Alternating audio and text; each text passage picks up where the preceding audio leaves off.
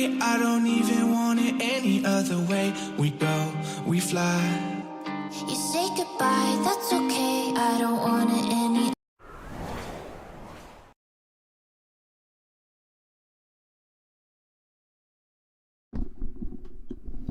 Welcome, Wednesday goers. We have a booming chat right now. Look at that. A hot dog cross. Perfect. A well done dog. Perfect in time for Swordsmiths Wednesdays. There we go. Get centered in here. Welcome, family, friends, and everybody in between. We have Beansy Knox. Welcome. Slipperoni. Well done, dog. Well done. Swordrince. Awesome. You guys are awesome. Guys, Knox is on a 45 stream streak. Everybody try to do better than that. Get good, scrub. And that's all we have time for today. That's it. That's it. Enough shout outs to all you guys. Just joking. You guys are great. You guys are what keeps this machine well oiled. Guys, welcome. Welcome to Wednesday. We are starting a new book today. Deuteronomy. Deuteronomy view. Deuteronomy. You know what I'm talking about? Friday. What am I doing Friday? I think Friday's Voozy Day. Right? That's what we said. I hope Voozy shows up because I'm planning on playing. But if Voozy's not there, who knows? I might play some Metroid. Who even knows? But we are planning on playing some Scarlet and Violet, making some sandwiches, and finding a lot of shinies. Friendos, I did have a question before we get started, before we pray, before we do anything. As far as our games on Monday, obviously the past couple days we've been playing with the trio, Hallsworth, Trash Boat, and myself. We've been playing Peak and Repo. As well, you know, I know I've played other games too. Did you guys like Monday? I thought Monday, it was crazy because the game was hard, but spooky too, which I didn't really care for. But like, it was hilarious when I rewatched it. So I don't know. You guys enjoyed it? Zazzy's ready for the word. Absolutely. Me as well. I did not mean to pin this, by the way. I just want to know your guys' thing, because obviously we want to do some more Monday with Sword Friends type stuff. It is creepy crawly. That's the thing I guess I don't like. Like, there's some creepy, nasty creatures. I'm just not very good. I thought it was hilarious and would absolutely watch that game again. I think that the content was hilarious. Like, I just edited the long form video. I don't have a lot of clips though compared to like Peak, because the whole thing is just small little good stuffs. So yeah, I like it, but we'll see. I'm just trying to see what all stuff we can add to our repertoire, because there's a bunch of games like that. But I at least had fun. Well, it was fun, but all three of us, it felt like it was stacked against us winning, to the point of like it was just so unfair. I understand it was our first time all playing together, but you know, have to make it interesting, right? Got to make it so we're losing and getting destroyed and all that. So. But I had fun. It was good. It was good times. Good times, fun times had by all. Yeah, I think that's it. Oh, upcoming, I have one Wednesday in April that I'm not going. There will be no. But that's in a long time, so I'll obviously address that when we get there. If anybody can remember anything that I might have missed that we need to talk about, please let me know. Otherwise, I think we should just get into it. Yeah. I'm going to pray. How about that? That's a good way to start. Thank you for all your feedback. I really appreciate that. Guys, get in your prayer stances. We're going to get going. Dear Heavenly Father, we just thank you for this amazing day. Just thank you so much for being able to spend time with family and friends. Even though it's through stream, it is a really, really awesome thing that we can use technology to communicate, and it does not substitute the time that we get to spend face to face, but it is a really cool way that we can communicate, encourage, and love one another, even when we're hours away from each other, God. So we just thank you so much for that. That is something that I often take so much for granted.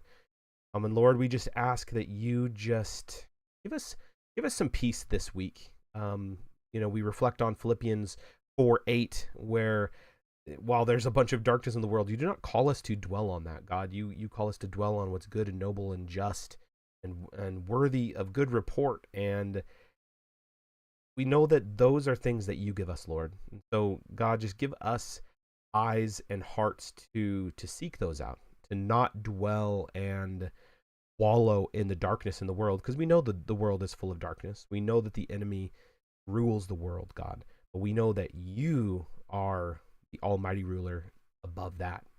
And we can relax in that promise of, if we seek out the good things in the world, God, the good things that you give us and the good things that you are doing, we can find peace and contentness in that, Lord.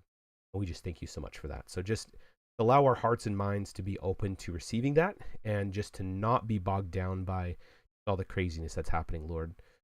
And so we just to lift up all these things in your name. We just thank you so much for just another opportunity to stream and to read your word and to potentially reach those in the world who need to hear your truth, God.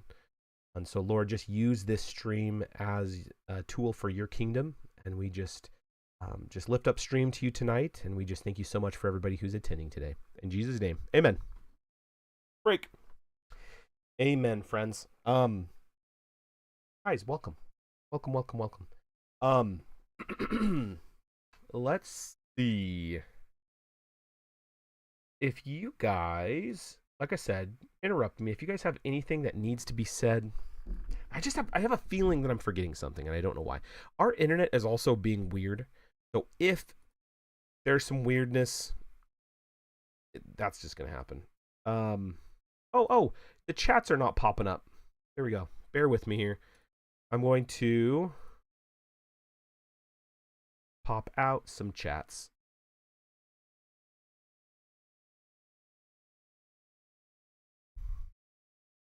Hey, now somebody say something. Somebody say something. Knox, you got something to say? Knox always got something to type. Type a rat or something, you know? Or I guess I can too. Always. There we go. How did yours pop up before me? Oh, I guess you did type it for me. Whatever. Guys, we did get a new emote last night. I don't know if I like it. Is it that little dog?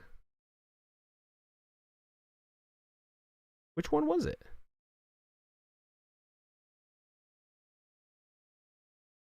Oh, this one. We unlocked this little dog thing last time. There you go. Little laughing dog, which isn't a bad one. Like, it's not, there's worse ones that we've unlocked that are just, but that could be a well done dog as well. Like, well done, dog. Okay. We are finishing up the story of Numbers at the end of Numbers. Okay. We're going to continue on and see what's going on. Deuteronomy chapter 1, verse 1. And in Deuteronomy, just a reminder, 34 chapters in Deuteronomy. Let us begin. And as always, just feel free to interrupt. I will get to any comments or anything that I need to after the current chapter is read. So here we go. The command to leave Horeb, chapter 1. These are the words that Moses spoke. Weird. Sorry, my thresholds don't seem on. To all Israel beyond the Jordan in the wilderness, in the Arabah, opposite Suf, between Paran and Tophel, Laban, Hazeroth, and Dizahab. It is 11 days' journey to Horeb by the way of Mount Seir to Kadesh Barnea. In the 40th year, on the first day of the 11th month, Moses spoke to the people of Israel according to all that the Lord had given him in commandment to them. After he had defeated Sihon, the king of the Amorites who lived in Heshbon, and Og, the king of Bashan, who lived in Ashtaroth and in Edrei, beyond the Jordan in the land of Moab, Moses undertook to explain this law, saying, The Lord our God said to us in Horeb, You have stayed long enough at this mountain. Turn and take your journey, and go to the hill country of the Amorites, and to all their neighbors in the Arabah, in the hill country, and in the lowland, and in the Negeb, and by the seacoast, the land of the Canaanites, and Lebanon, as far as the great river, the river Euphrates. See, I have set the land before you. Go in and take possession of the land that the Lord swore to your fathers, to Abraham, to Isaac, and to Jacob, to give to them and to their offspring after them. At that time I said to you, I am not able to bear you by myself. The Lord your God has multiplied you, and behold, you are today as numerous as the stars of heaven. May the Lord, the God of your fathers, make you 1,000 times as many as you are, and bless you as he has promised you. How can I bear by myself the weight and burden of you and your strife? Choose for your tribes wise, understanding, and experienced men, and I will appoint them as your heads. And you answered me, the thing that you have spoken is good for us to do. So I took the heads of your tribes, wise and experienced men, and set them as heads over you, commanders of thousands, commanders of hundreds, commanders of 50s, commanders of tens, and officers throughout your tribes. And I charged your judges at that time, hear the cases between your brothers, and judge righteously between a man and his brother, or the alien who is with him. You shall not be partial in judgment. You shall hear the small and the great alike. You shall not be intimidated by anyone, for the judgment is God's. And the case that is too hard for you, you shall bring to me, and I will hear it.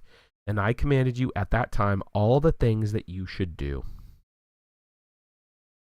Then we set out from Horeb and went through all that great and terrifying wilderness that you saw on the way to the hill country of the Amorites, as the Lord our God commanded us. And we came to Kadesh Barnea. And I said to you, you have come to the hill country of the Amorites, which the Lord our God has given us. See, the Lord your God has set the land before you. Go up, take possession, as the Lord, the God of your fathers, has told you. Do not fear or be dismayed. Then all of you came near me and said, let us send men before us, that they may explore the land for us, and bring us word again of the way by which we must go up, and the cities into which we shall come. The thing seemed good to me, and I took 12 men from you, 1 man from each tribe, and they turned and went up into the hill country, and came to the valley of Eshcol, and spied it out. And they took in their hands some of the fruit of the land, and brought it down to us, and brought us word again, and said, it is a good land that the Lord our God is giving us. Yet you would not go up, but rebelled against the command of the Lord your God. And you murmured in your tents and said, because the Lord hated us, he has brought us out of the land of Egypt, to give us into the hand of the Amorites to destroy us. Where are we going up? Our brothers have made our hearts melt, saying, the people are greater and taller than we. The cities are great and fortified up to heaven. And besides, we have seen the sons of the Anakim there. There I said to you, do not be in dread or afraid of them. The Lord your God, who goes before you, will himself fight for you, just as he did for you in Egypt before your eyes, and in the wilderness, where you have seen how the Lord your God carried you, as a man carries his son, all the way that you went until you came to this place. Yet in spite of this word, you did not believe the Lord your God, who went before you in the way to seek you out a place to pitch your tents, in fire by night and in the cloud by day, to show you by what way you should go. And the Lord heard your words and was angered, and he swore, not one of these men of this evil generation shall see the good land that I swore to give to your fathers, except Caleb, the son of Jephunneh. He shall see it, and to him and to his children I will give the land on which he has trodden, because he has wholly followed the Lord. Even with me the Lord was angry on your account, and said, You also shall not go in there.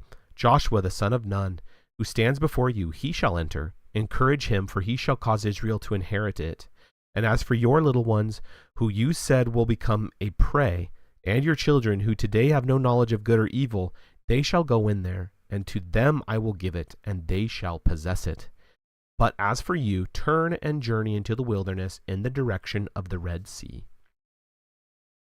Then you answered me, we have sinned against the Lord. We ourselves will go up and fight, just as the Lord has commanded us. The Lord our God has commanded us.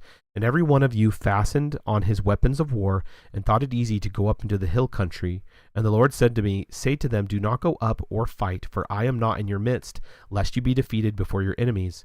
So I spoke to you, and you would not listen, but you rebelled against the command of the Lord, and presumptuously went up into the hill country. Then the Amorites who lived in that hill country came out against you, and chased you as bees do, and beat you down in Seir as far as Hormah. And you returned and wept before the Lord, but the Lord did not listen to your voice or give ear to you. So you remained in Kadesh many days, the days that you remained there. Obviously, a little recap on what happened in Numbers. This is, I like this. This storytelling makes it, to me, is a better telling of truly the rebellion, right? Because in Numbers, it talks about the rebellion, about that they just didn't listen to God. God's like, literally go in there without fear. I'm going to take care of you. And they didn't. But this, the verbiage in just chapter 1, I really like, because it makes it seem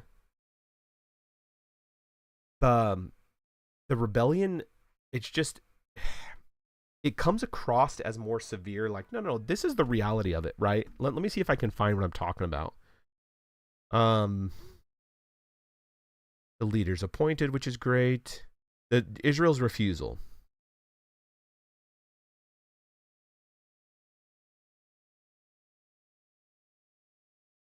It's almost like testing God, but then not. Then God gives you confirmation, and then you still rebel, right?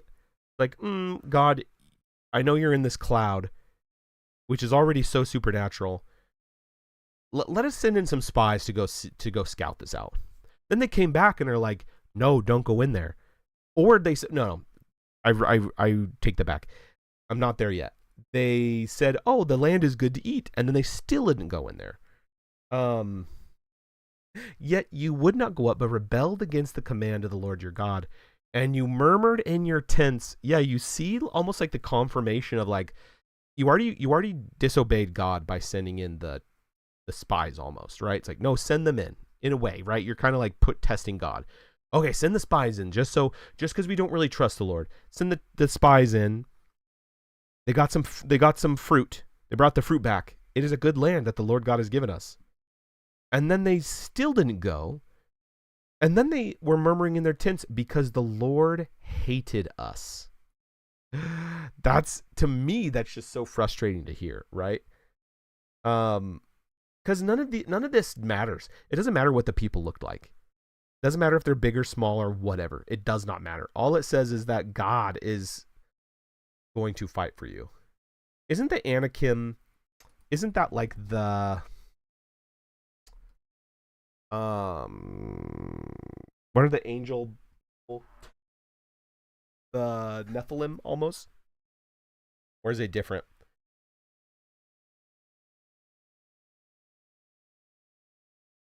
Oh no, they're just the giants. I thought for some reason the Israelites seem to have identified them with the Nephilim. Yeah. But Caleb and Joshua do not verify this report. Leading some scholars to believe that the fearful reports, which whatever, yeah, just huge giant. Interesting. And it doesn't matter, right? It doesn't matter who they were, because God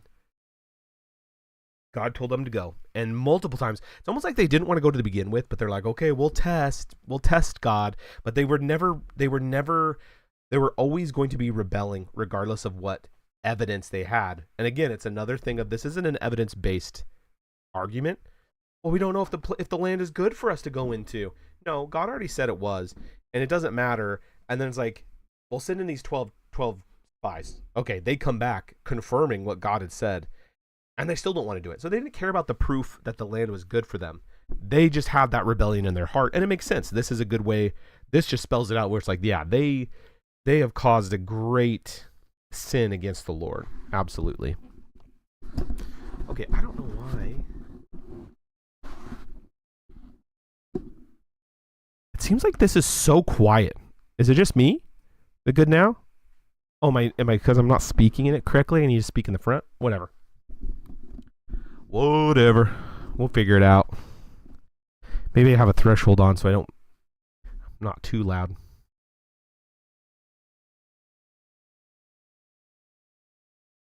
The wilderness years. So yeah, some more recap. Then we turned and journeyed into the wilderness in the direction of the Red Sea, as the Lord told me, and for many days we traveled around Mount Seir. Then the Lord said to me, you have been traveling around this mountain country long enough. Turn northward and command the people.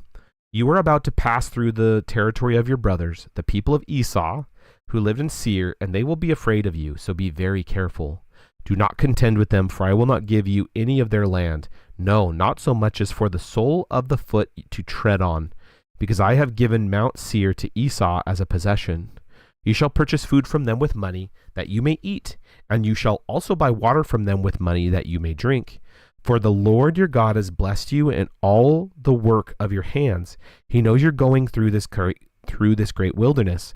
These 40 years the Lord your God has been with you. You have lacked nothing. So we went on, away from your brothers, the people of Esau, who live in Seir, away from the Arabah road, and from Elath and Ezion-Geber. And we turned and went in the direction of the wilderness of Moab. And the Lord said to me, "You okay, Mama?" And the Lord said to me, "Do not harass Moab or contend with them in battle, for I will not give you any of their land for a possession, because I have given Ar to the people of Lot for a possession." The Emim formerly lived there, a people great and many, and tall as the Anakim. Like the Anakim, they are also counted as Rephaim, but as Moabites call them Emim. The Horites also live in Seir formerly, but the people of Esau dispossessed them and destroyed them from before them and settled in their place, as Israel did to the land of their possession, which the Lord gave to them. Now rise up and go over to Brook Zered. So we went over the brook Zered, and the time from our leaving Kadesh Barnea until we crossed the brook Zered was 38 years, until the entire generation, that is, the men of war, had perished from the camp, as the Lord had sworn to them. For indeed the hand of the Lord was against them to destroy them from the camp until they had perished. So as soon as all the men of war had perished and were dead from among the people, the Lord said to me, "Today you are to cross the border of Moab at Ar.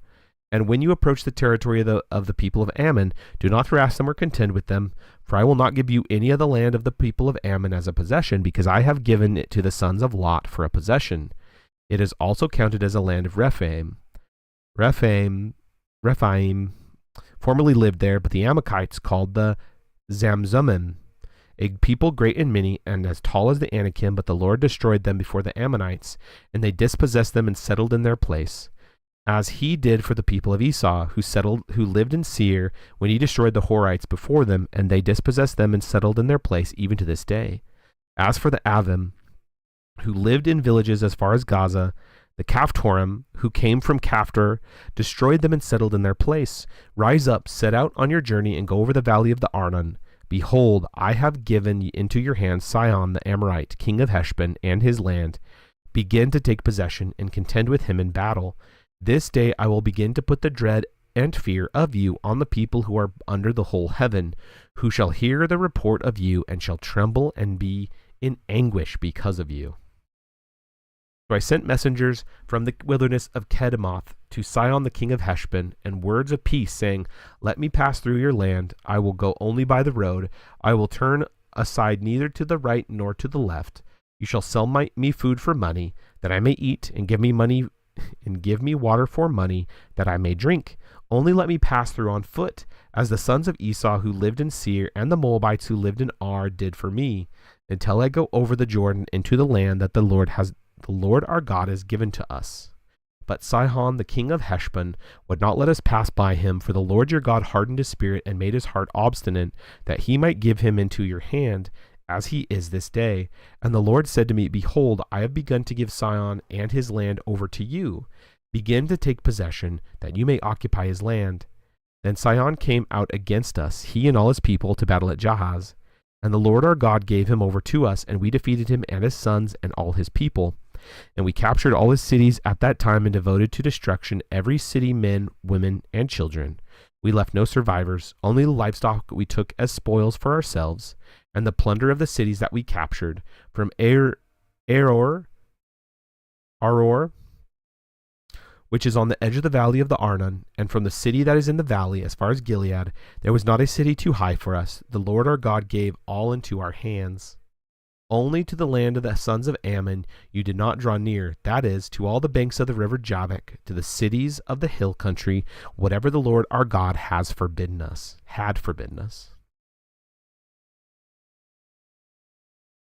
Oh, I also forgot an orange text back there. The Wadi Arnon flowed into the Dead Sea, and marked the border between Moab to the south and Amorite territory and Ammon to the north. Begin to take possession, even though Heshbon lies in Transjordan. In a sense, its conquest marks the beginning of possessing the promised land. Sihon the Amorite. According to Genesis 15:16, the land would be given to Israel when the iniquity of the Amorites was complete, and now that time has come. Thus, the defeat of various nations represents God's punishment for their iniquity. See Introduction to Joshua, the destruction of the Canaanites in Holy War. Enemies trembled before the Lord. Interesting. Yeah, Genesis. And they shall come back here in the fourth generation, for the iniquity of the Amorites is not yet complete. Interesting. Yeah, I love that. Even that, yeah, the fulfillment of Genesis. It's really, really cool to see that.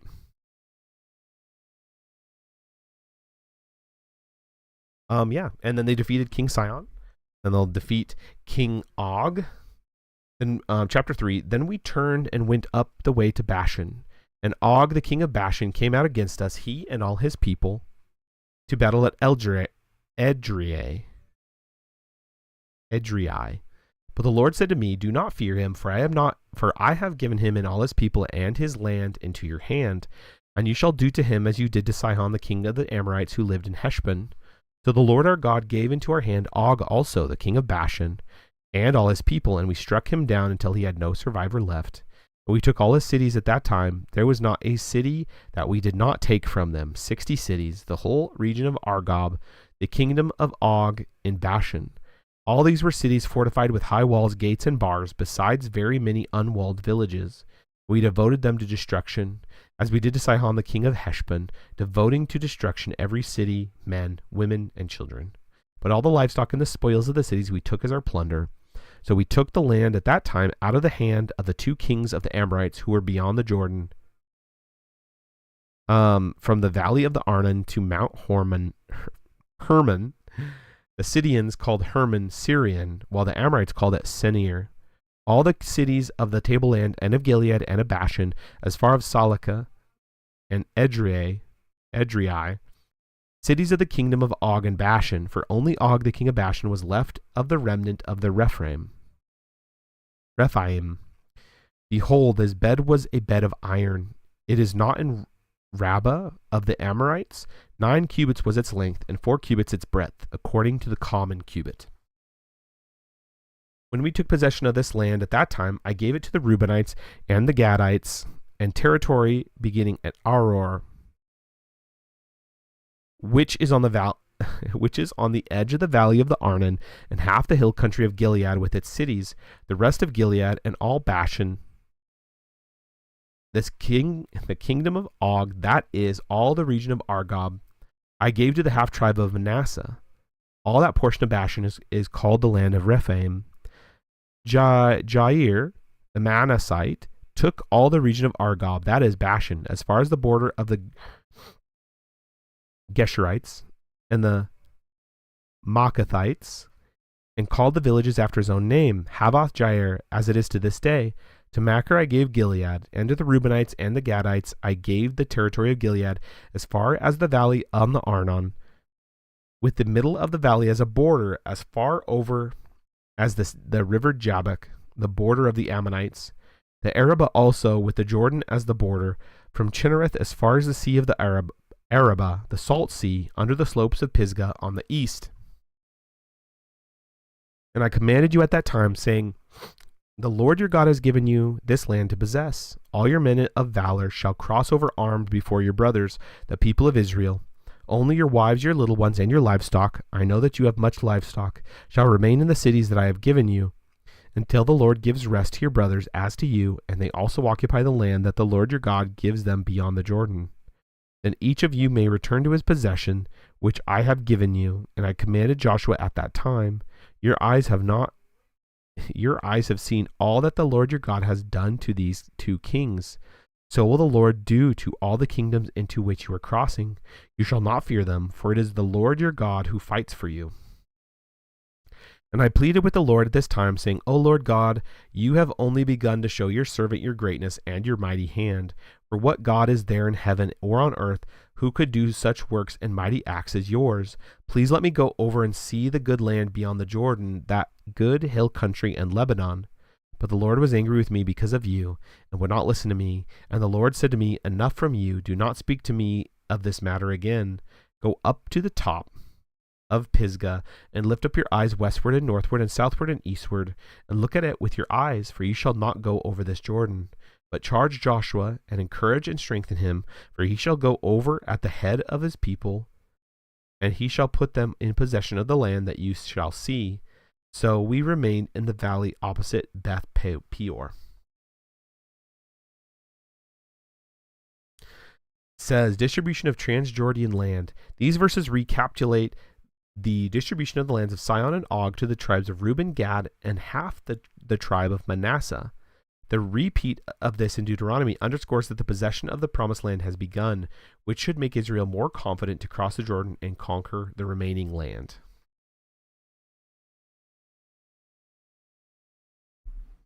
Tartar, welcome.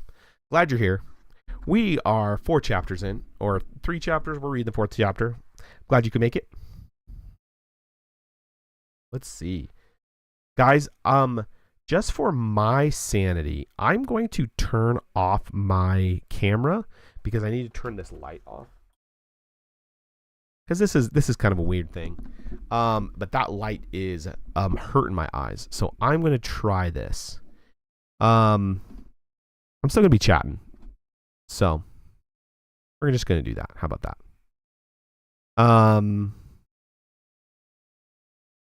Yeah, no worries.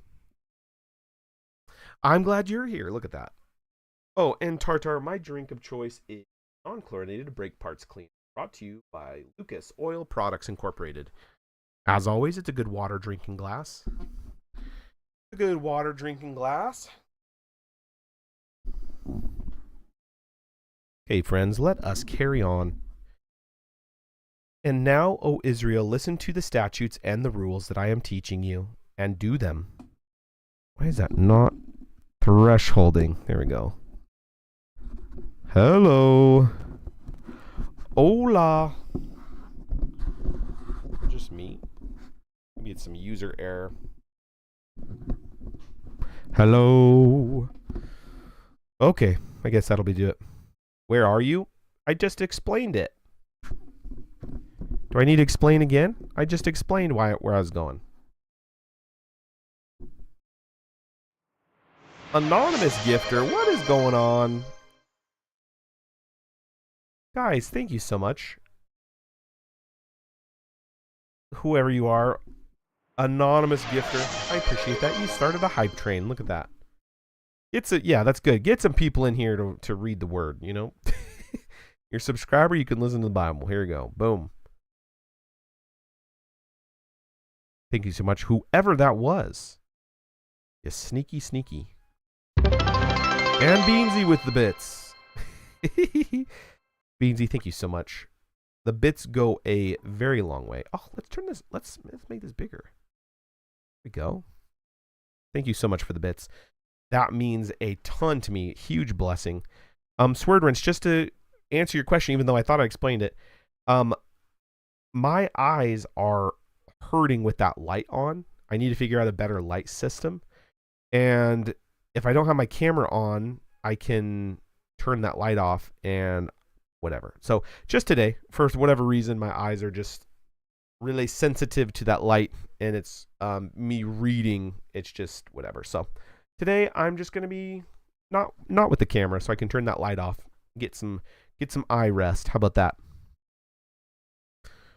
Okay, friends, I'm going to continue on. Chapter 4. And now, O Israel, listen to the statutes and the rules that I am teaching you, and do them, that you may live and go in and take possession of the land that the Lord your God of your fathers is giving you. You shall not add to the word that I command you, nor take from it, that you may keep the commandments of the Lord your God that I command you. Your eyes have seen that the Lord did at Baal Peor, for the Lord your God destroyed from among you all the men who followed the Baal of Peor.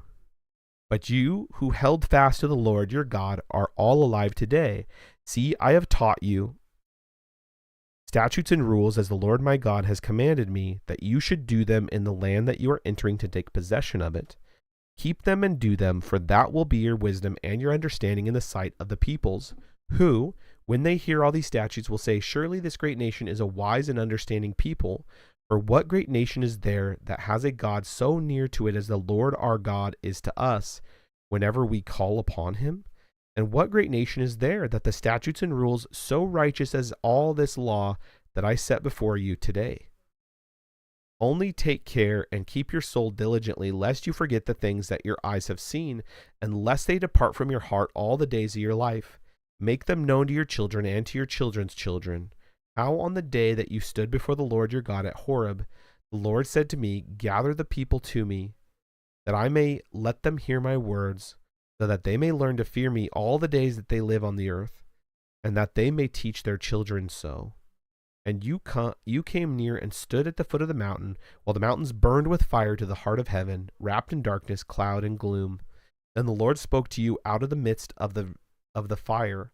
You heard the sounds of words, but saw no form. There was only a voice. And he declared to you his covenant, which he commanded you to perform, that is, the 10 Commandments, and he wrote them on 2 tablets of stone. And the Lord commanded me at that time to teach you statutes and rules, that you might do them in the land that you are going over to possess. Therefore, watch yourselves very carefully, since you saw no form on that day. 365 bits from Knox. Thank you so much.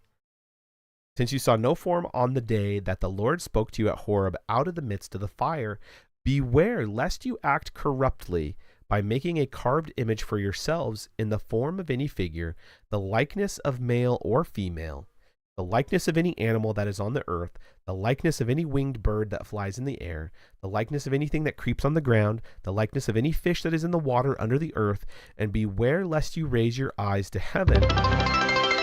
Word runs with the bits. You guys are going crazy. And beware lest you raise your eyes to heaven, and when you see the sun and the moon and the stars, all the hosts of heaven, you be drawn away and bow down to them and serve them, things that the Lord your God has allotted to all the peoples under the whole heaven. But the Lord has taken you and brought you out of the iron furnace, out of Egypt, to be a people of his own inheritance, as you are this day. Furthermore, the Lord was angry with me because of you, and he swore that I should not cross the Jordan, and that I should not enter the good land that the Lord your God has given you for an inheritance, for I must die in this land. I must not go over the Jordan, but you shall go over and take possession of that good land. Take care lest you forget the covenant of the Lord your God, which he made with you. He made with you, and make a carved image, the form of anything that the Lord your God has forbidden you. For the Lord your God is a consuming fire, a jealous God. When you father children and children's children, and have grown old in the land, and you act corruptly by making a carved image in the form of anything, and by doing what is evil in the sight of the Lord your God, so as to provoke him to anger, I call heaven and earth to witness against you today that you will soon utterly perish from the land that you are going over the Jordan to possess. You will not live long in it, but will be utterly destroyed. And the Lord will scatter you among the peoples, that you will be left few in number among the nations where the Lord will drive you. And there you will serve gods of wood and stone, the work of human hands, that neither see, nor hear, nor eat, nor smell. For from there you will seek the Lord your God, and you will find him, if you search after him with all your heart and with all your soul. When you are in tribulation, and all these things come upon you in the latter days, you will return to the Lord your God and obey his voice. For the Lord your God is a merciful God. He will not leave you or destroy you or forget the covenant with your fathers that he swore to them. That's a good breaking point. No, Knox, you're great. Swordruns, thank you so much. Knox, thank you so much. Yeah, do what you want to do.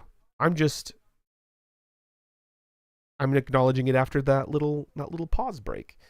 You guys are great. You guys are a huge blessing. Keep it up. And I'll keep it up, I guess. I'll do my part. Guess I'll read till the cows come home. The Lord alone is God. Chapter 4, verse 30. Is that a 3 or a 5? Yeah, 32. Feels bad when I'm reading. Yeah, that's just crazy distracting. I can turn off the alerts. But I don't know if I turn the sound down. I don't know how to do that. It doesn't matter. Yeah, go for it. Do it when you need to do it. For ask now of the days that are past, which were before you since the day that God created man on the earth, and ask from one end of heaven to the other whether such a great thing as this has ever happened or was ever heard of. Did any people ever hear the voice of a God speaking out of the midst of the fire, as you have heard, and still live? Or has any God ever attempted to go and take a nation for himself from the midst of another nation, by trials or signs, by wonders and by war, by a mighty hand and an outstretched arm? Thank you so much for the subs, guys. We're breaking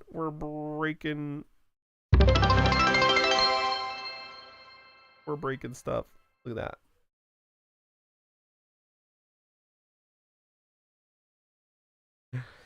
Or has any God, I'm going to continue going, ever attempted to go and take a nation for himself from the midst of another nation, by trials, by signs, by wonders, and by war, by a mighty hand and an outstretched arm, and by great deeds of terror, all of which the Lord your God did for you in Egypt before your eyes?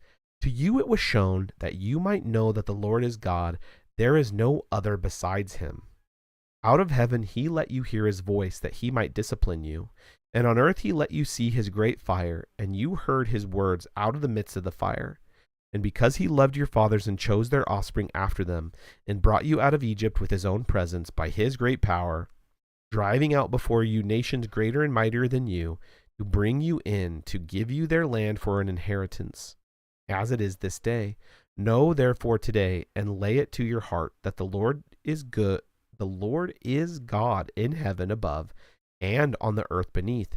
There is no other. Therefore you shall keep his statutes and his commandments, which I command you today, that it may go well with you and with your children after you, and that you may prolong your days in the land that the Lord your God is giving you for all time. Guys, going crazy. Look at that. Sword Rents, thank you so much for the gifted subs. I think you're winning this sub battle. Oh, it resets in 4 days. Yeah, you are winning right now for the gifted subs. I don't know what the anonymous gifter. Oh, geez, not to be outdone. Tartar throwing bits now. Oh, you guys. So funny.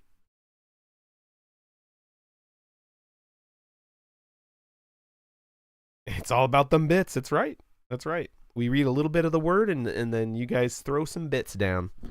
Look, I'll have to update my subscriber goal. Knox with the bits. Thank you, Knox. You guys are showering me with bits today.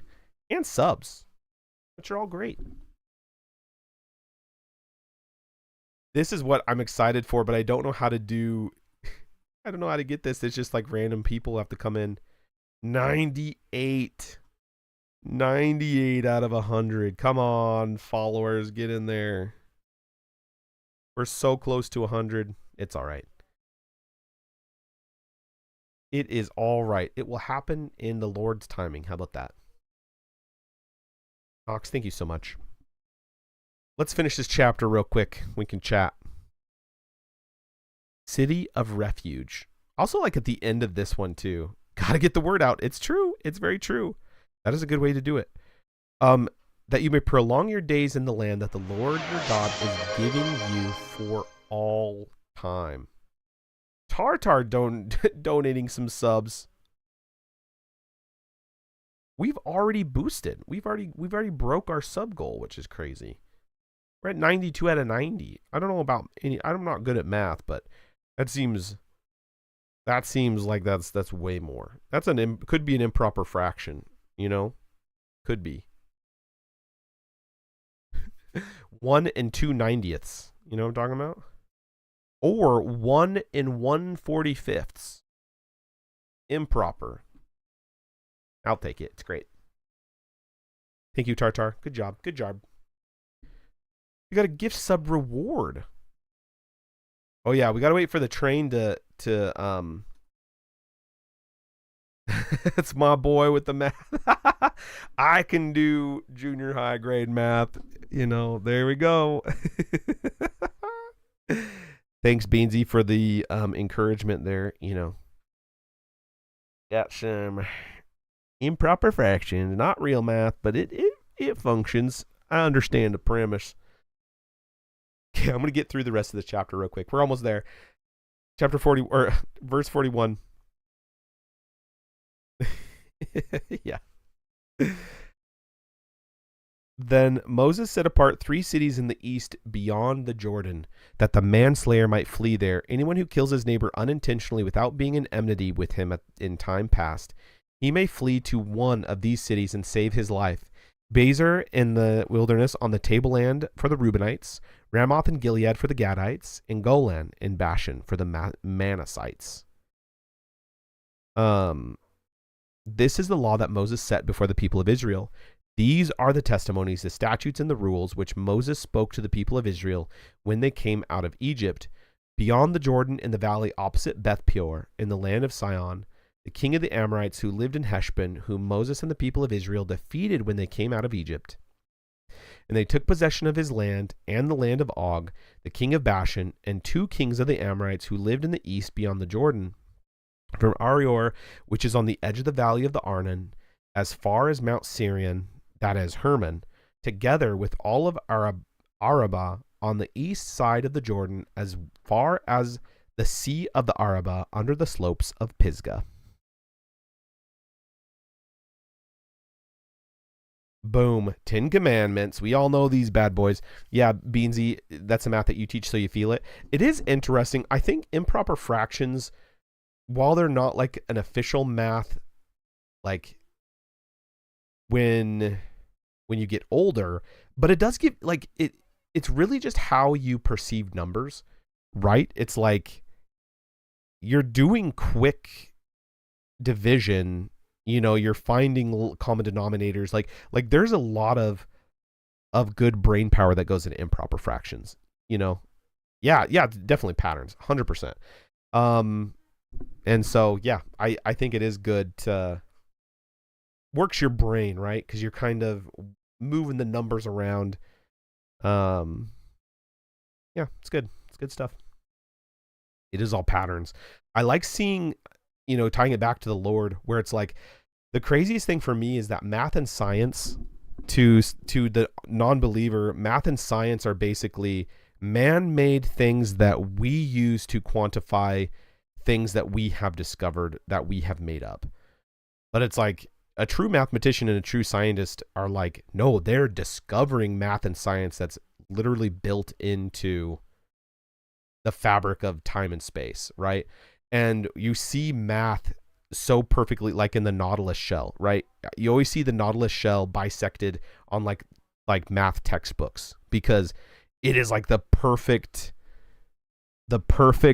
like math equation in nature. Is the Nautilus, right? The Fibonacci sequence, right? And you see the Fibonacci sequence all over in nature. And it's like it shouldn't be that way in chaos, right? This is so ornately, uniquely, beautifully, perfectly tied into math and science. Like, it's crazy. Yeah, Beansy, you said we are all seeing the same evidence. We just attribute it differently depending on a biblical or secular worldview. Absolutely. I just think it's just unfortunate, because a lot of the secular worldview is intentionally ignorant to that, because it's like, obviously this is beautiful. It's like, oh, look how cool nature is. It's like random chaos does not attribute to this. Like, this is perfect math, perfect science. Okay, guys, we got a hype chest. Let's do it. Visible only to me.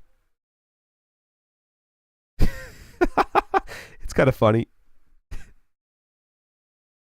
Sword Rens. Yeah, you guys are using the one. I do like that one. There it is. That's the new one we you guys just unlocked. I actually don't mind it.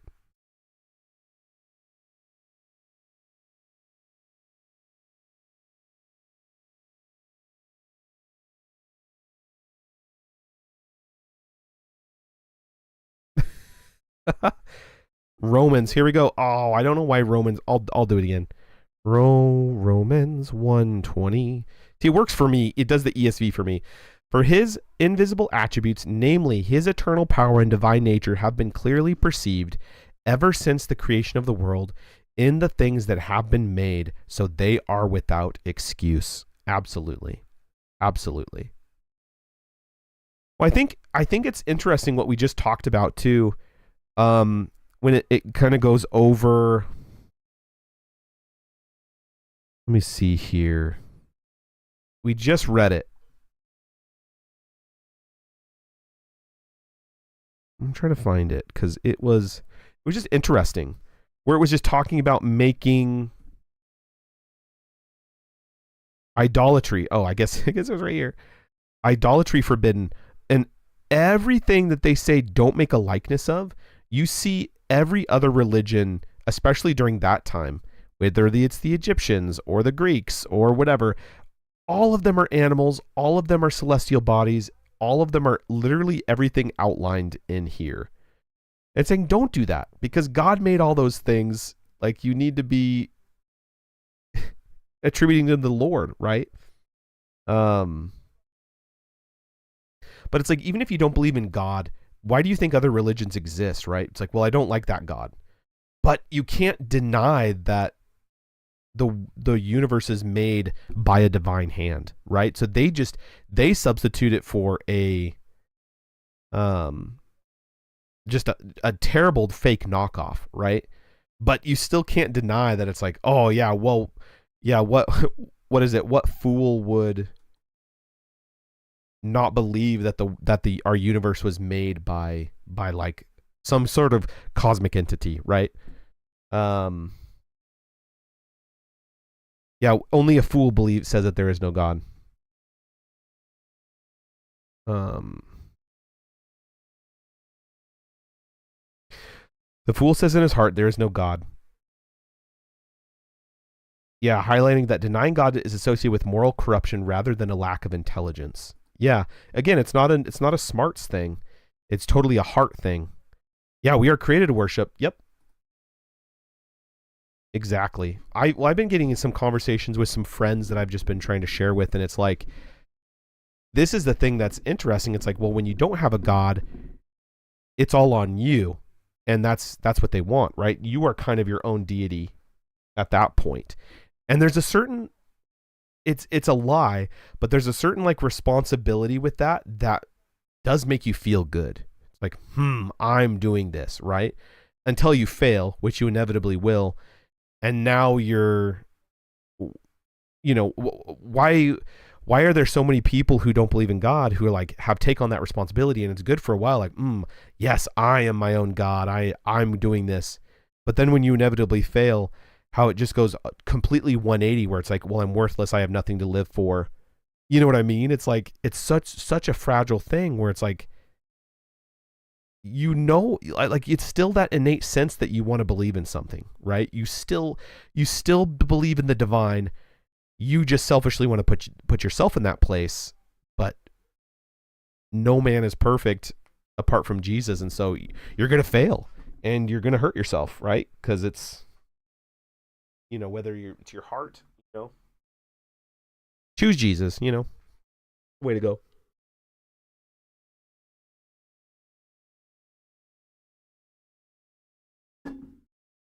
And people complain, if you're your own deity, it would be a very good kingdom.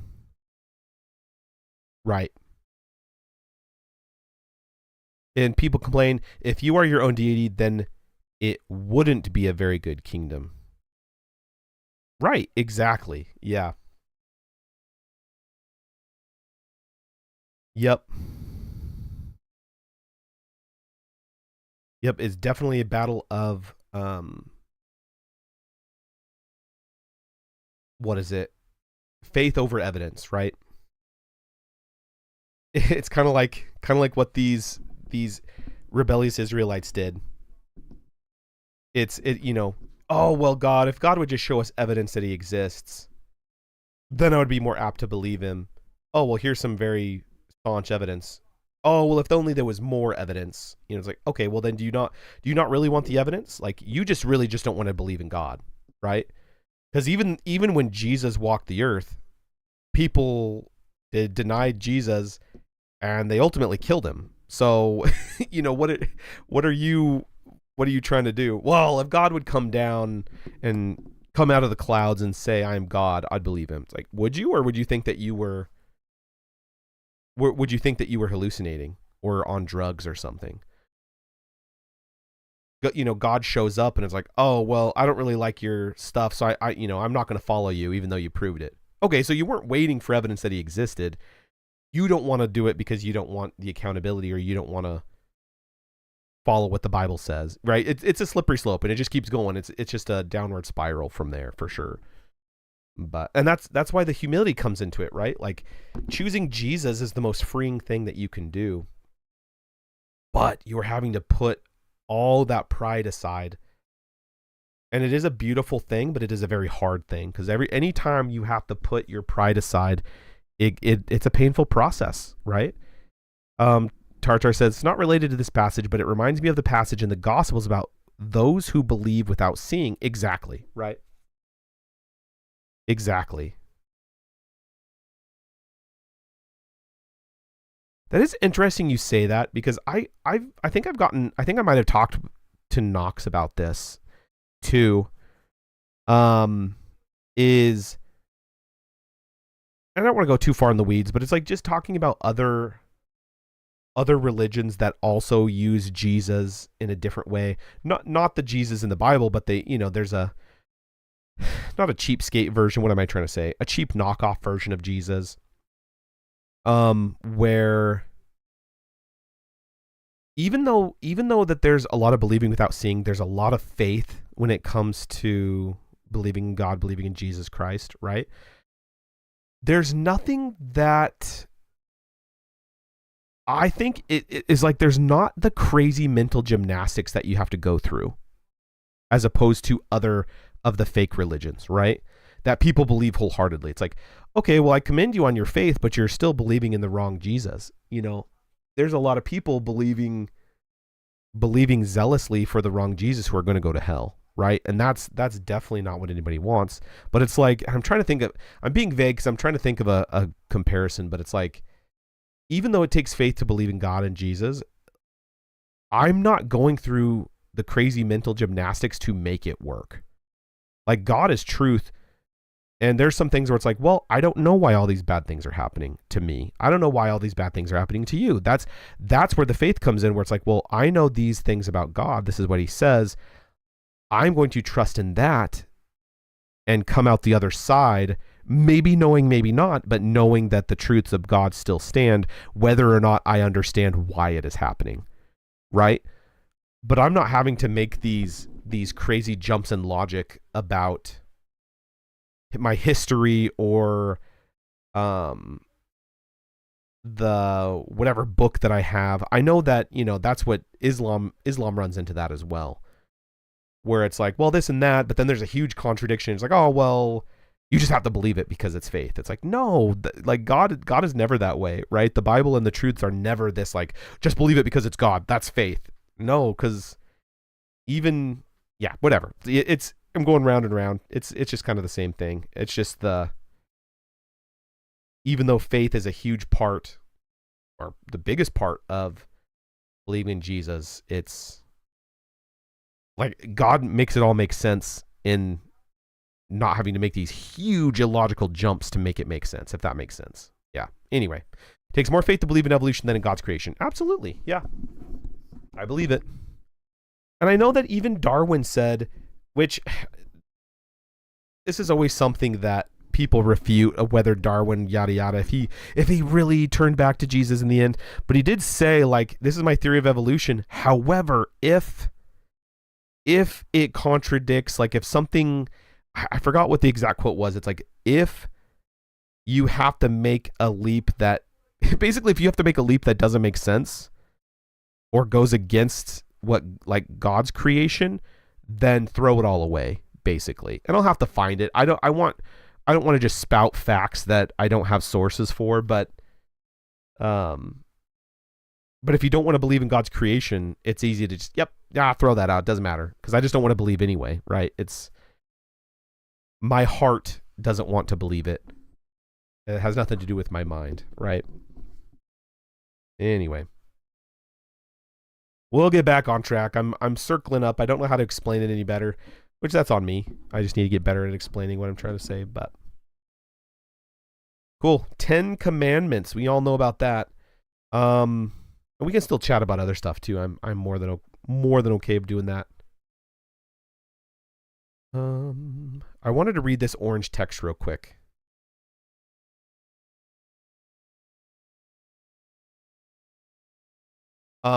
Actually, one last thing, Swordrens, you reminded me of something. I had a conversation this was like back in high school. I had a conversation with somebody talking about evolution and creation, and it was like, asking me, well, where did all this stuff come? Oh, well, God. Well, what did this come? Well, God. You can always go back to God, and that's what he would say, like, oh, well, that's not fair. Like, every question I ask, you just say it has to do with God. And it's like, yeah, that's a constant, right? That's my consistency. Anytime I ask you a question, all you're saying is you're adding more millions and millions of years to your answer. Your answer is always shifting and changing. It's like, that's not a constant flow. Like, you can't be 100% confident in your answer if every 5 years, every few months, every small time frame, the absolute truth changes, because then it's not absolute and you're just throwing stuff out there. It's like, yes, my answer is always God, but that's the consistent answer. And if you have an almighty being outside of time, and again, you're not making excuses like, I don't understand how the science is, God just does it. It's like, no, it's like there's definite answers, you just don't want to listen to it, right? Anyway, let's read this orange text real quick. Okay, Deuteronomy. So this is going back to the Lord alone is God, and in right before the cities of refuge. So the Lord's approach to Israel at Sinai is the greatest event in any time or any place. The theme of Israel's uniqueness resumes from verses 5 to 20. By a mighty hand and an outstretched arm represent God's power.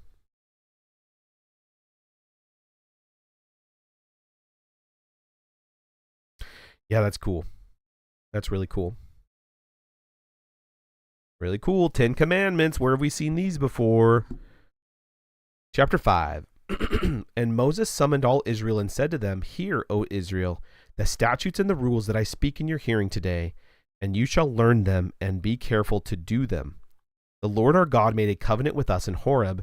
Not with our fathers did the Lord make this covenant, but with us, who are all of us here alive today. The Lord spoke with you face to face at the mountain, out of the midst of the fire, while I stood between the Lord and you at that time to declare to you the word of the Lord. For you were afraid because of the fire, and you did not go up into the mountain. He said, I am the Lord your God, who brought you out of the land of Egypt, out of the houses of slavery. You shall have no other gods before me. You shall not make for yourself a carved image or any likeness of anything that is in heaven above, or that is on the earth beneath, or that is in the water under the earth. You shall not bow down to them or serve them, for I am the Lord your God. For I, the Lord your God, am a jealous God, visiting the iniquity of the fathers of the children on the children to the third and fourth generation of those who hate me, but showing steadfast love to thousands of those who love me and keep my commandments. You shall not take the name of the Lord your God in vain, for the Lord will not hold him guiltless who takes his name in vain. Observe the Sabbath day, to keep it holy, as the Lord your God commanded you. 6 days you shall labor and do all your work, but the seventh day is a Sabbath to the Lord your God. On it you shall not do any work, you or your son or your daughter, or your male servant or your female servant, or your ox or your donkey, or any of your livestock, or the sojourner who is within your gates, that your male servant and your female servant may rest as well as you. You shall remember that you were a slave in the land of Egypt, and the Lord your God brought you out from there with a mighty hand and an outstretched arm. Therefore, the Lord your God commanded you to keep the Sabbath day. Honor your father and your mother as the Lord your God commanded you, and your days may be long, and that it may go well with you in the land that the Lord your God is giving you. You shall not murder. You shall not commit adultery. You shall not steal. And you shall not bear false witness against your neighbor. And you shall not covet your neighbor's wife. And you shall not desire your neighbor's house, his field, or his male servant, or his female servant, his ox, or his donkey, or anything that is your neighbor's. These words the Lord spoke to all your assembly at the mountain out of the midst of the fire, the cloud, and the thick darkness with a loud voice. And he added no more. And he wrote them on 2 tablets of stone and gave them to me.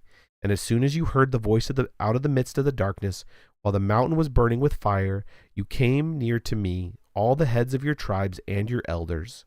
And you said, Behold, the Lord our God has shown us his glory and greatness, and we have heard his voice out of the midst of the fire. This day we have seen God speak with man, and man still live. Now, therefore, why should we die? For this great fire will consume us. If we hear the voice of the Lord our God any more, we shall die. For who is there of all flesh that has heard the voice of the living God speaking out of the midst of fire as we have, and has still lived? Go near and hear all that the Lord our God will say, and speak to us all that the Lord our God will speak to you, and we will hear and do it. And the Lord heard your words when you spoke to me, and the Lord said to me, I have heard the words of this people, which they have spoken to you. They are right in all that they have spoken. Oh, that they had such a heart as this always, to fear me and to keep all my commandments, that it might go well and with them and with their descendants forever. Go and say to them, Return to your tents. But you stand here by me, and I will tell you the whole commandment and the statutes and the rules that you shall teach them, that they may do them in the land that I am giving them to possess. You shall be careful, therefore, to do as the Lord your God has commanded you. You shall not turn aside to the right hand or to the left. You shall walk in all the way that the Lord your God has commanded you, that you may live, and that it may go well with you, and that you may live long in the land that you shall possess. Yeah. You shall not murder. The verb used here includes both the unlawful or immoral killing of another human being, the specific meaning of the English word murder, and also causing the death of another human being through careless or negligent behavior.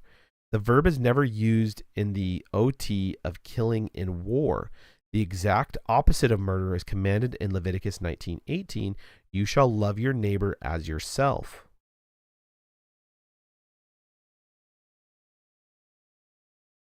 Yeah. Yeah, it's interesting where it's like that.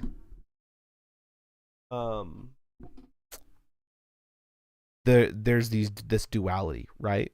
Because it says, "Oh, well, you love your neighbor as yourself."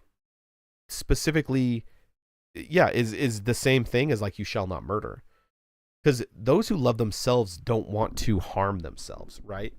Not naturally, right? That's not a natural thing, and so I think it also just shows how lost people can be when they are okay with not loving themselves, whether they believe it or not, right? That they don't find value in themselves. So you do see murderers who will murder and then get themselves as well. And it's like there's something wrong, right? There's definitely a lack of love for themselves, which in turn goes out to other people, right? It's like they're kind of living this through. If you don't love yourself, then you're obviously not going to love other people. And so, yeah, you see that slippery slope. It's like if you don't have that, you can see where that happens all the time, unfortunately. Just interesting. It's right here.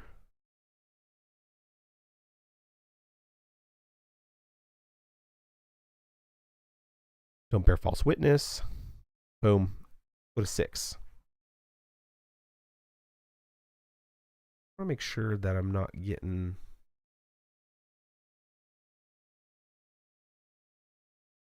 chats on that.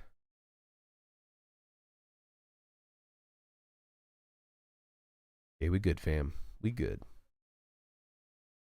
Let's continue on.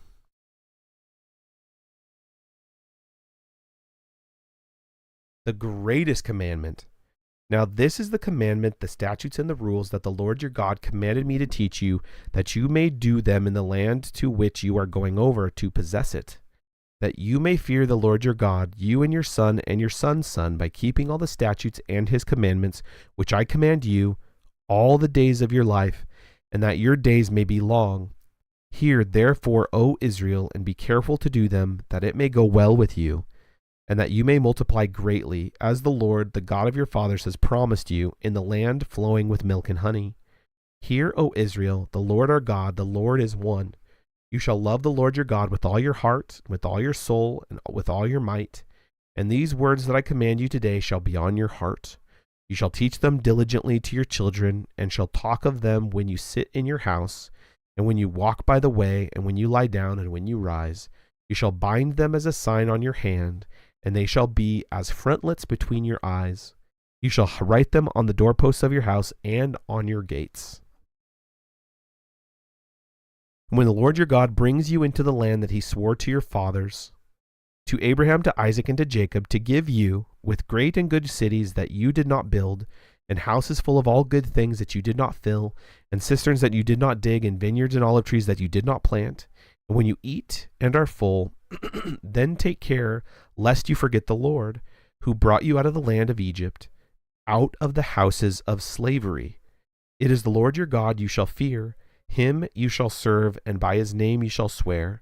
You shall not go out after other gods, the gods of the peoples who are around you, for the Lord your God in your midst is a jealous God, lest the anger of the Lord be kindled against you, and he destroy you from off the face of the earth.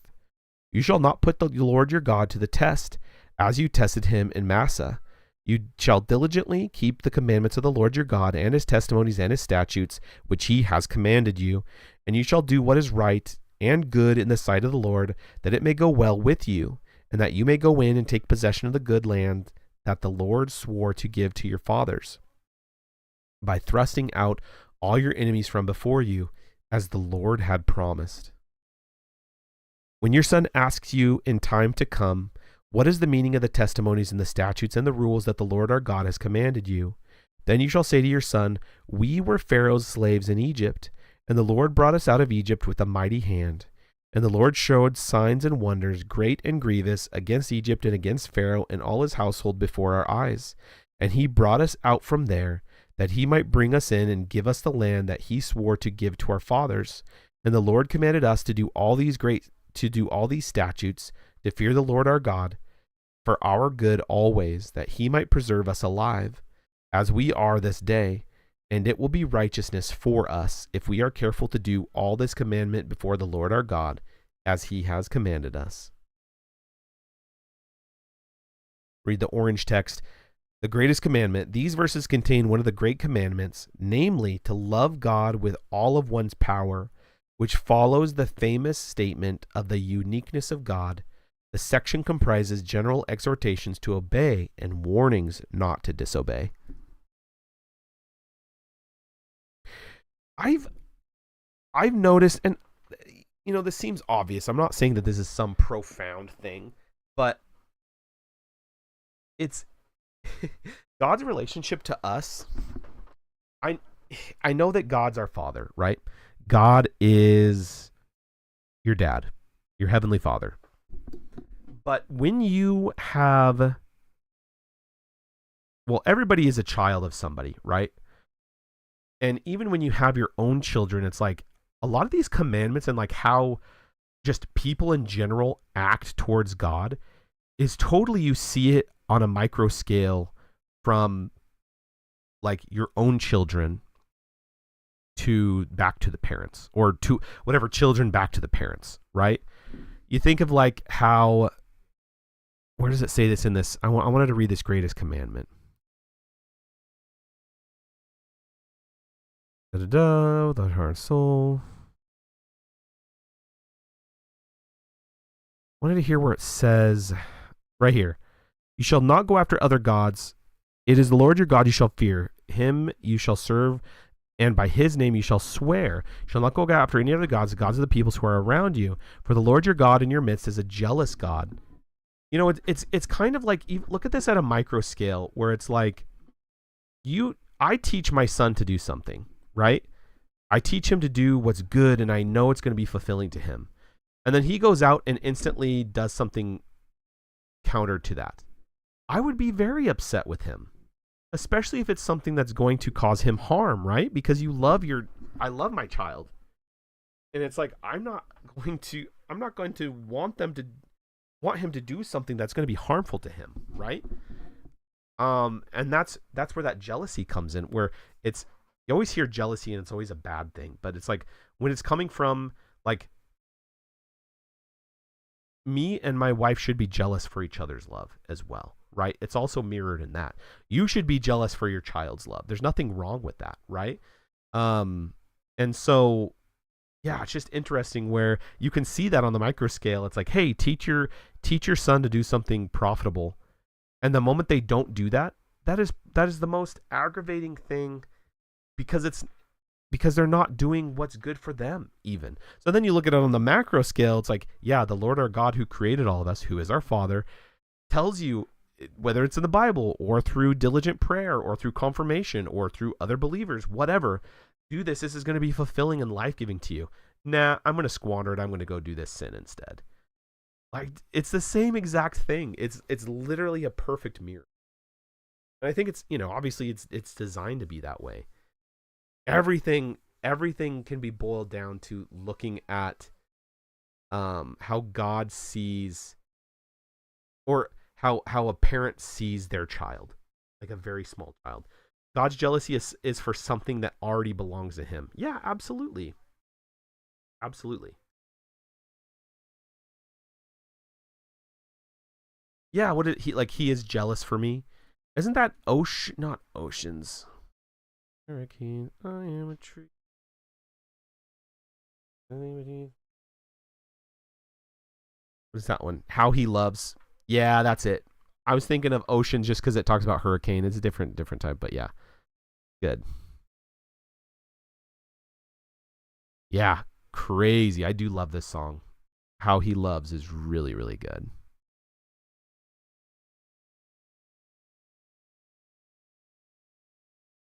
And it does talk about an ocean in there too. So yeah, that's where I was confused.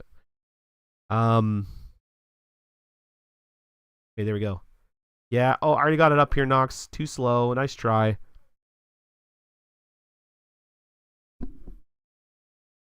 David Crowder. Yeah, I love this song. This is such a good song.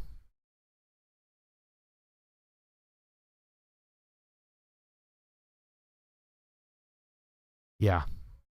Amazing. Amazing stuff. Amazing stuff. Well, then you think about is it the prodigal son? Like, that's a hard story if you put yourself as the parent, right? Where it's kind of the same thing, right? That's identical. I say prodigal.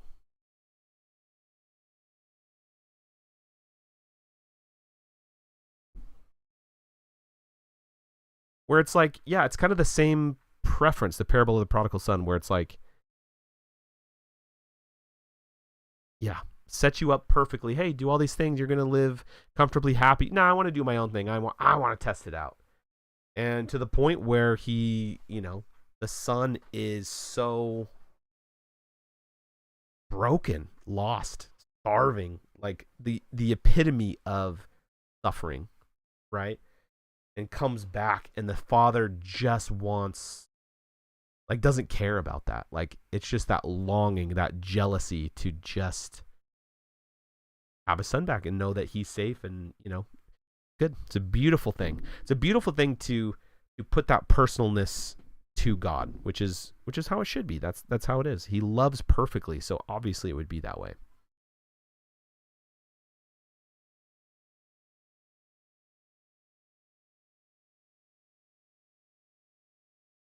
Cool. Greatest commandment. Bam. You know what I should do? would this be distracting? I'm gonna poll the room. I don't know if anybody, whoever's listening, I want to try and maybe find some like praise song lo-fi or something that can just be softly playing in the background of the stream. Is that distracting for some people, or would that be? Obviously, I'd have to reach out to some YouTube artists or something, because I'm not. I have to make sure that I'm above board on that kind of stuff. If I could find some really, really awesome praise song lo-fi, would that be something that would be enjoyable on stream, or no? Give me your answers. I really am sincere about asking, because I think that would be really cool. But I know some people don't like to listen. It wouldn't have any lyrics. It would just be instrumental. But I think it would be really cool. I don't know about you guys, but I know just listening to like really soft, just endearing music like that, like it does kind of prepares your heart to feel, like it moves you. Kind of, yeah. There's a lo-fi album that are all covers of old Under Oath songs. I don't know if they're free to use though. I know there's a ton of people who make lo-fi albums for everything. So I know there's YouTube channels that do that. But I don't know if they're like free reign or whatever. It's just weird because it's like people make lo-fi versions, but it's not their songs, right? So I don't know how that works. Like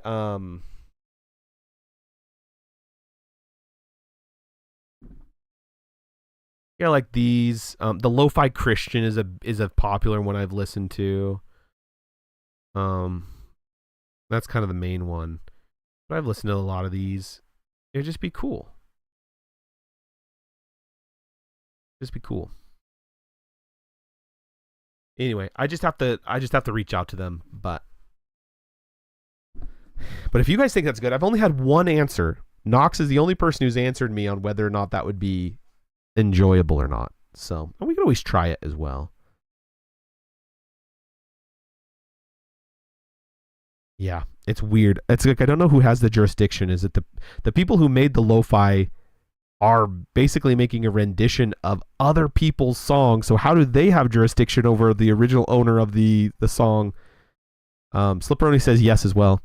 Beansy, I asked if it would be enjoyable or profitable or well to if I played like some Christian lo-fi, like praise songs that are just changed into instrumental lo-fi in the background.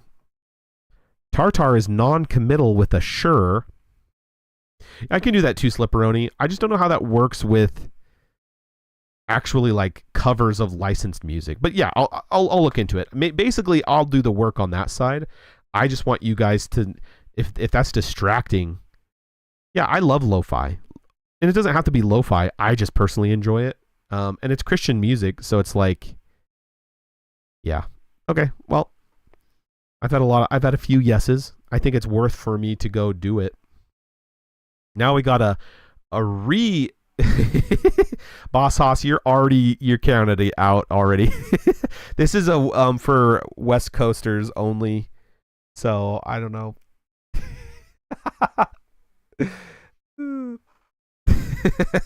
Yeah. Welcome, Boss Haas. I'm glad you're here. Voted off the island. Yeah. Yep. At least we could try it. And, obviously if it's too loud or whatever. But I still have to go ask around and do some research. So might be cool. Might be fun. Yeah. Yep. Give it a try. Then we will give our input. Okay. Sounds good. I love lo-fi. It's really, really good. But I'm a young pup.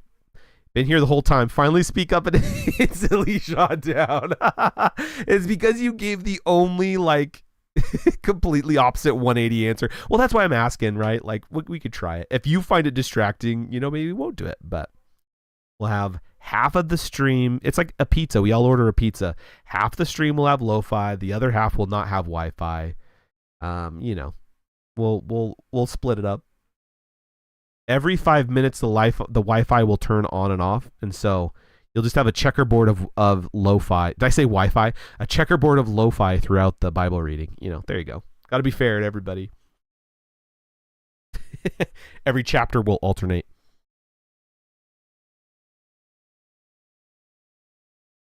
Friends, I may end up singing instead of listening, and that's good too. Some of us are easily distracted. Well, and it's just instrumental, right? So it's very soft, right? It's very yeah, I guess we'll see. And maybe it's not lo-fi. Maybe it's just some soft, kind of like the music that they play when it's like communion's being passed around. It's just some really soft piano, whatever, something playing. I don't even know what that's called, that genre.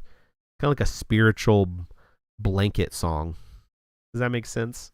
I'm going to call it. Anyway, friends. Maybe we just stop there. We can continue going on. Instrumental, how great thou art. It's just how great thou art. That would be a little repetitive. I would like to have a 2-hour mix, no repeats of the song. It just all are new. It'd be cool if I even had a Spotify. I can do that. Probably just make my own spot. Oh, maybe that works. No, I think they can still copyright strike you if you Spotify. I'll do research. It's just ocean playing. Yeah. Oh, it's oceans.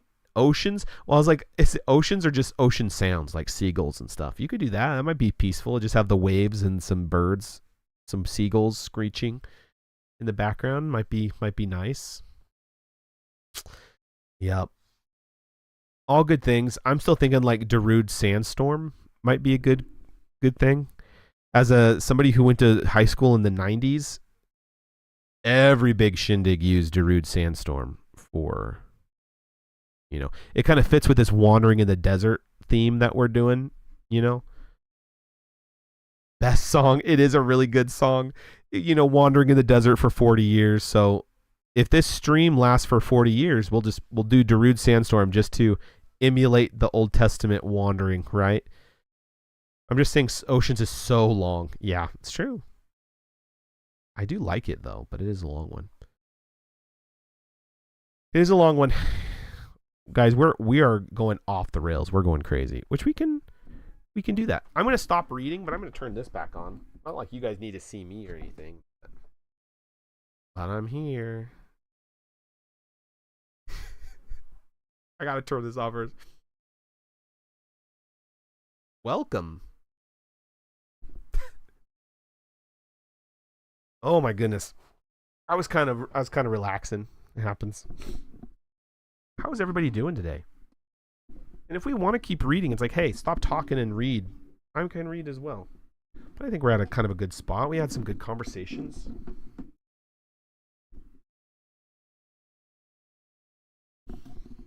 Okay. This is what I have as we continue on. And who knows? I might wrap up a little bit early. What was I saying? What is your guys' most favorite science thing that just points to God so perfectly? I'll try to remember to think of mine because I like thinking about this kind of stuff. I know we talked about the Nautilus shell and the whatever equation it is. I used to know what it is. Conception. Well, we don't need to talk about that, okay? We'll keep the birds and the bees separate today. But that's good. I'm talking about you tell me the exact premise. Yes, I 100% that is a huge miracle. Okay, guys.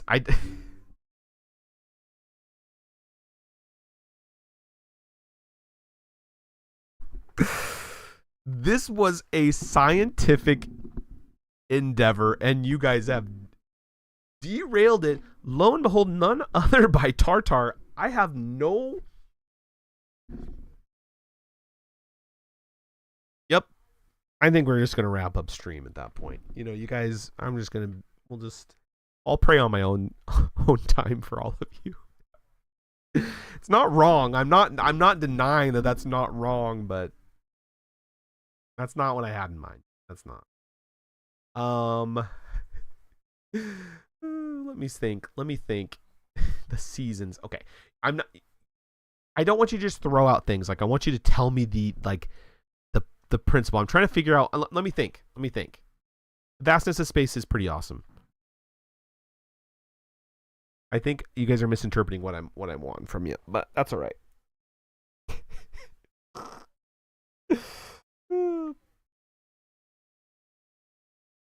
Because I could name a ton of things that are just cool, but like actual principles and things. I'm trying to think of an example. It's like what? I guess just like creation facts, creation things that you can think of that are so like mind-boggling, right? Like the craziest like coincidences that aren't coincidences, right? They just point to God, but it's like so perfectly in tune. Oh, here I got an example. One is the creation of the eye. How 1 million optical nerves have to connect to see each other perfectly for us to see. 100%. Yeah, evolution doesn't account for that. Those like tiny intricate things that like, oh well, each thing takes millions of years. Like, there's no way you wouldn't be able to see. Like those things have to be perfectly tuned right off the bat. Seeing creation in our bodies versus in nature. I wanted to see, I don't know if you guys have seen these pictures of like how the lungs are like, the lungs growing look like a root system, like a tree.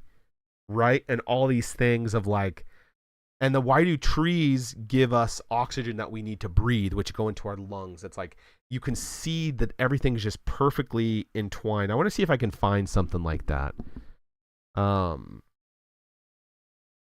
don't know if I will. I usually see it like on DNA. Right, yeah, DNA for sure. Yeah, I guess I don't really have a quantifiable question. Because everything is just perfect, right? If you look at anything, it's just beautiful. Oh, weird. Between the human bodies and nature.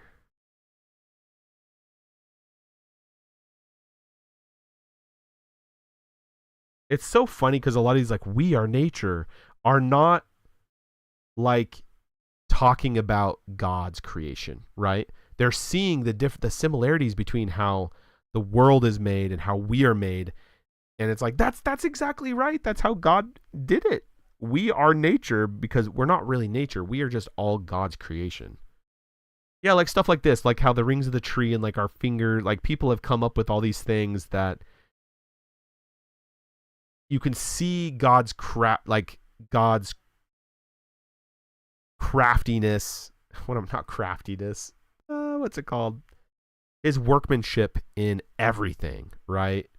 Yeah, rain cycle. Well, you know. Ugh. Why am I on Bing? That's the problem. I mean, let me go find it. I just think it's so cool.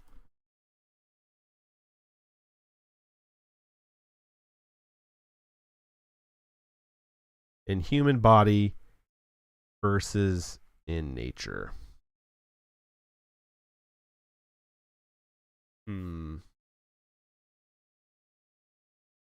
I'd have to find it. Maybe I'll look in. I don't even know how to verbalize it. Yeah, like here's some here, like a leaf, and then their muscle structure. And it's like there's so many parallels that everything looks perfectly. Yeah, it's interesting. I can't find what I'm looking for, but that's all right.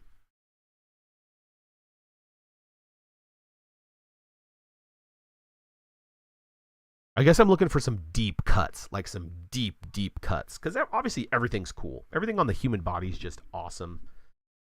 But yeah, the kind of things of like the one I saw was like the lung system, how the lungs are made, Looks just like a tree. I read about this bug once, and it's like it has to have been perfectly created. What bug is it? Oh, I know what it is. It's a bombardier beetle. Yeah, I knew it before I scrolled up. Bombardier beetle is a bug that defies logic. Yeah, they're cool. I thought, hey, if anybody was on Friday stream when I played Grounded 2, we killed some bombardier beetles. That was really cool. Side note, mixes hydrogen peroxide and hydroquinone, triggering a reaction that would kill if not for a catalyst and a specialized fire suppressant nozzle system. Yeah. The earth is spinning. Yeah, it's true. It's true. I think that's true too, is like how far the earth is from the sun. If it was any closer, we'd burn up. If we were any farther, we'd freeze. Right? And we're going so fast, like perfect. The perfect timing for us to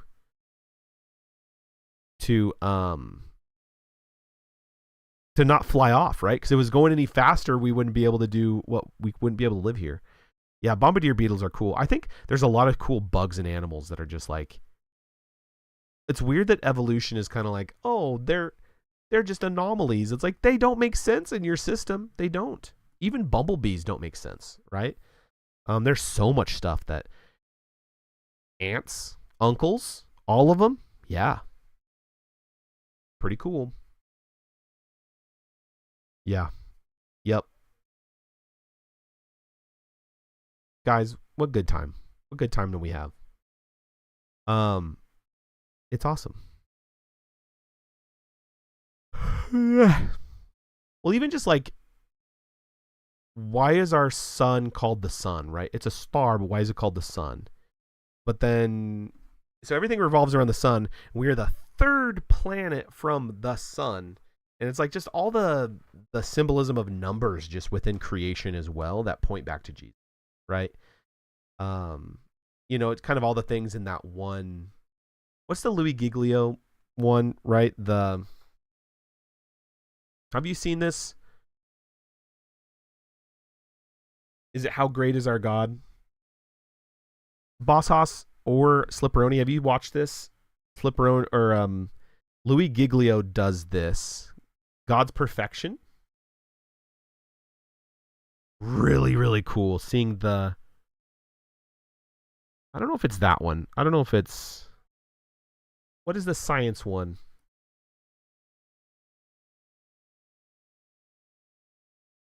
Indescribable? Science movie. The one with the laminin in it. Is it How Great Is Our God? Laminin full movie.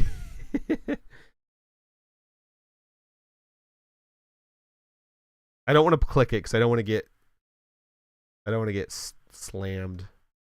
Is it How Great Is Our God? Indescribable? Is that what it's called? Guys, I'm sorry. I'm just trying to find it. I love Indescribable. Boss Hoss or Slipperoni, if you're still watching, if you haven't watched Indescribable, it is so good. By Louis Giglio. About seeing like the laminin is this one of the smallest things in our body that like binds us together, and it's shaped like a cross. But then you go on the exact macro, and the biggest thing that we can observe in our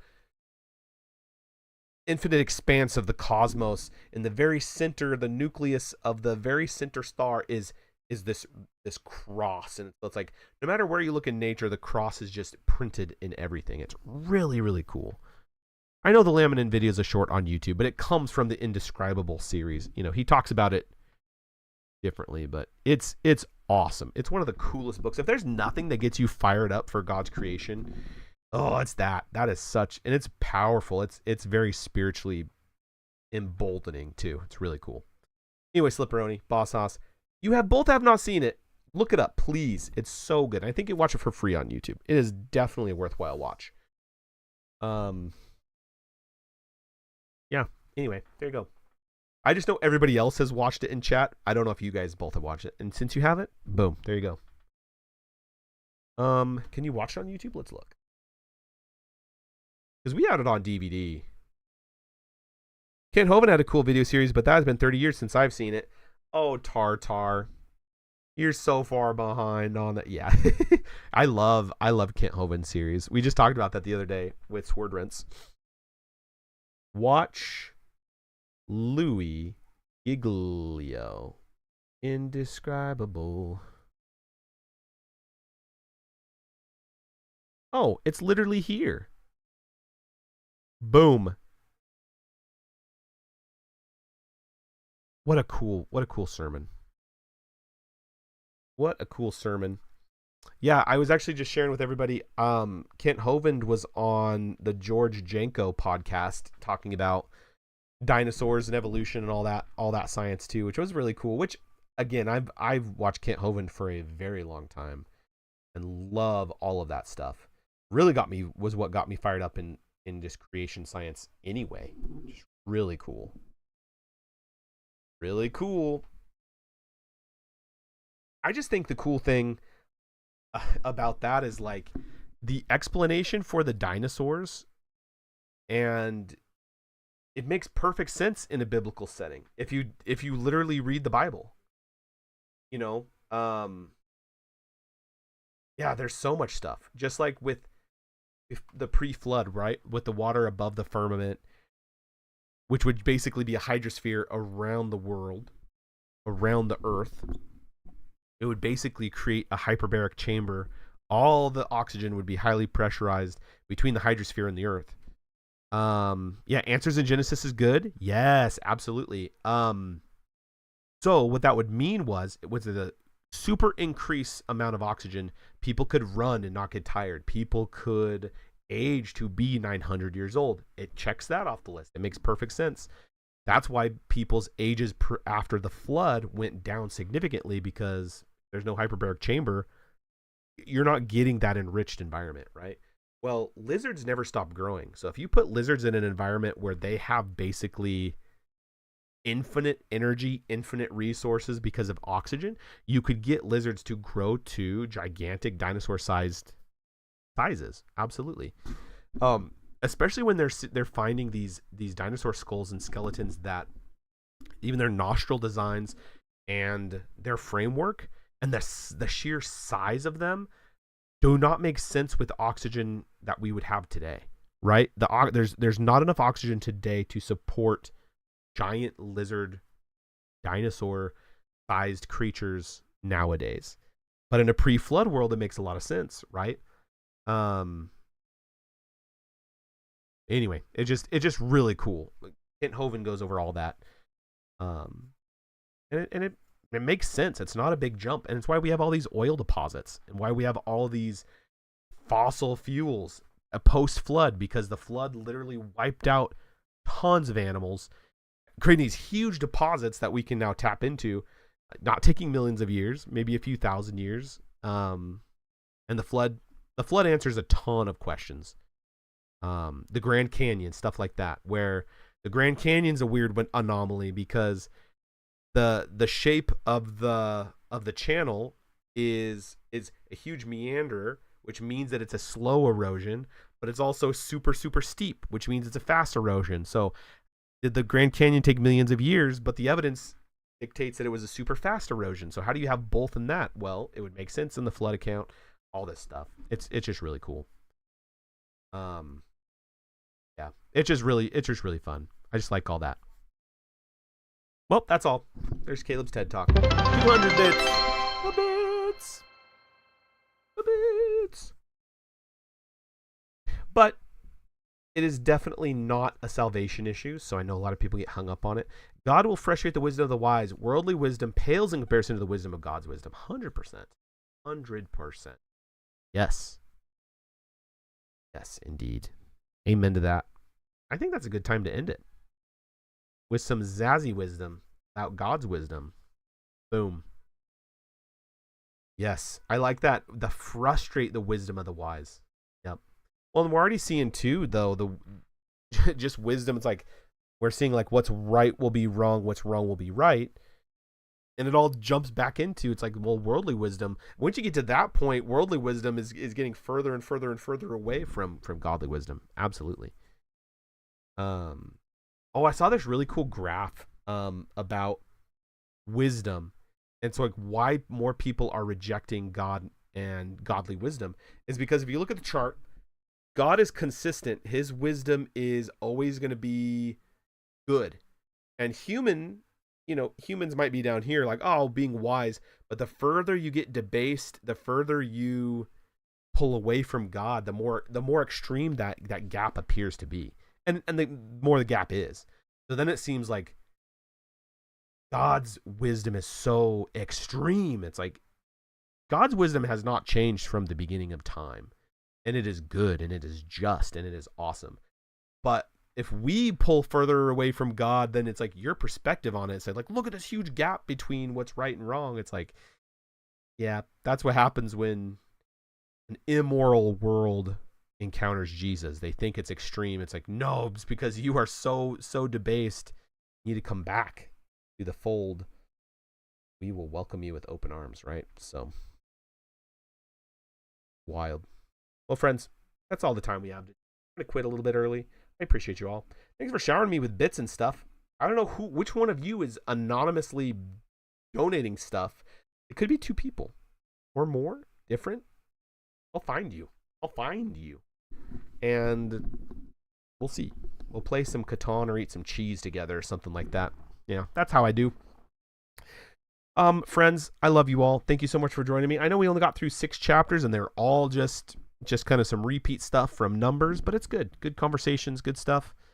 I appreciate you for being patient with me about the light and the camera. You guys don't need to see me. I'm not the point of this. We're supposed to be reading the Word together. So anyway, friends, I will see you hopefully on Friday. And if not, hopefully on Monday and Wednesday and so on and so forth.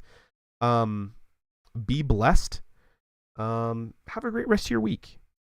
And everybody gets a crisp high five. Oh, Boss Hoss, did you see all the new amazing emotes? I think they're cool. Crisp high five and a well done dog. That's what everybody gets. Oh, dang, I did two high fives. Check them out. You don't have to. We got this one. Besties. Which is one of my favorites. There's two hot dogs on there. Anyway, that is it. You are very welcome, Sword Rents. Yeah. The Swordom. Like the Sword Kingdom. Guys, I love you all. Take care. Let me know if you need anything from me, whether that be prayers or whatever. I'm here for you. I will see you all on the flip-flop.